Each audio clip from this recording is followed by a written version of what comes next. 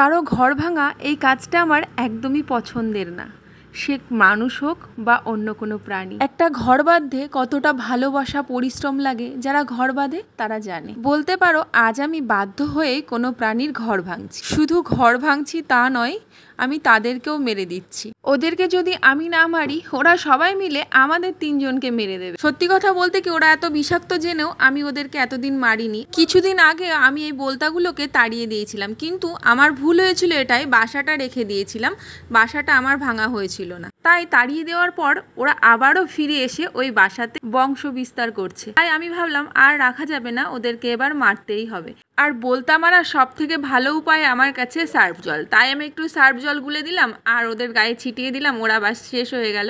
আর বাসাটাও ভেঙে ফেলে দিলাম এবার। আর অন্য সাইডটায় দেখো কি সুন্দর একটা পাখির বাসা করেছে।